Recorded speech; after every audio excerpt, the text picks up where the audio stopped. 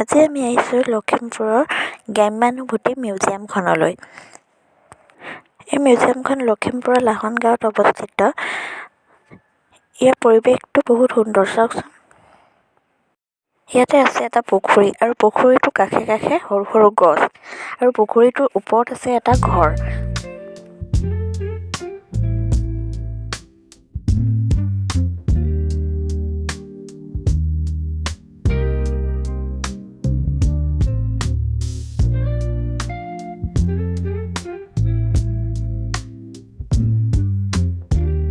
ইয়াত আছে সৰু সৰু ল'ৰা-ছোৱালীয়ে খেলিব পৰা সুবিধাসমূহ।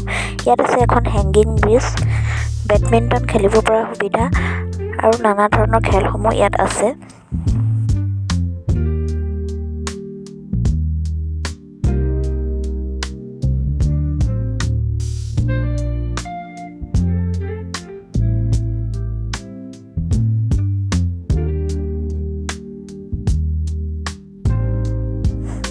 এইটো এটা হৈছে চাংঘৰ। চাংঘৰটো হৈছে তিনিখলপীয়া। এই চাংঘৰটো সজাইছে এজোপা ঔটেঙা গছৰ ওপৰত। আমি জানিব পৰা মতে বিভিন্ন ঠাইৰ পৰ্যটকসকলো আহে এই পৰিৱেশ উপভোগ কৰিবলৈ। আৰু ইয়াতে আছে ধুনীয়া ধুনীয়া আৰ্ট, ঘোঁৰা গাড়ী, চকা। এই ঘৰটোত থকা প্ৰতিটো বস্তু কাঠেৰে তৈয়াৰ কৰা হৈছে। এইবোৰ চাই লওক, চাৰিওফালে কাঠ, তাৰ ওপৰত আছে ঔটেঙাৰ গছ, ঔটেঙাৰ ডাল।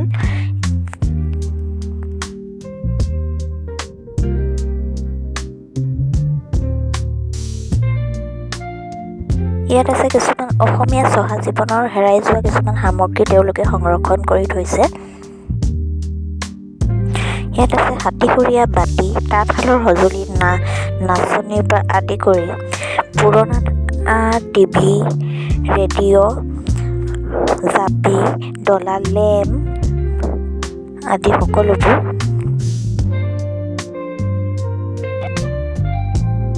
এইটো এটা হৈছে ধুনীয়া অসমীয়া পাকঘৰ।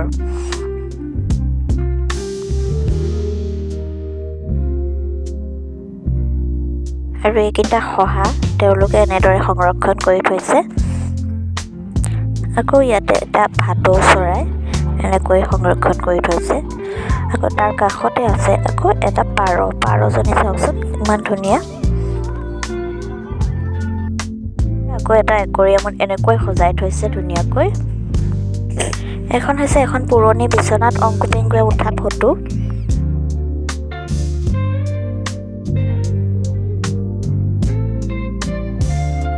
ফটোখনৰ বেক চাইডত থকা ডলাখনত তেওঁলোকে গ্ৰাম্যানুভূতি নামাকৰণ কৰিছে কিমান সুন্দৰকৈ।